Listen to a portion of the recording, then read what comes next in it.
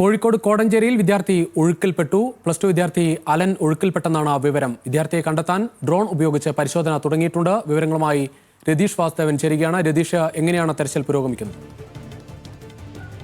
രതീഷ്, 12 മണിയോടെയാണ് അലന്റെ നേതൃത്വത്തിലുള്ള 6 സംഘം ഈ പതങ്കയത്ത് വെള്ളച്ചാട്ടത്തിലേക്ക് സമീപം വിനോദസഞ്ചാരത്തിനായിട്ട് എത്തുന്നത്. ആ സമയത്ത് തന്നെ പ്രദേശവാസികളൊക്കെ തന്നെ പറയുന്നുണ്ട് ഈ പ്രദേശത്ത് ഇപ്പോൾ ഇറങ്ങാൻ കഴിയില്ല, വലിയ അപകടകരമായ സാഹചര്യമുണ്ട് എന്നൊക്കെ പറയുന്നു. എങ്കിൽ ഇറങ്ങുന്നില്ല എന്ന് പറയുകയും നാട്ടുകാർ ഉൾപ്പെടെ അവിടുന്ന് മാറുന്ന സാഹചര്യത്തിൽ ഇവർ ചിലർ മറ്റൊരു ഭാഗത്തുകൂടെ പുഴയിൽ ഇറങ്ങുന്നു. ആ സമയത്താണ് അലൻ വഴുതി വെള്ളച്ചാട്ടത്തിലേക്ക് പതിക്കുന്നത് എന്നാണ് മനസ്സിലാക്കിയത്.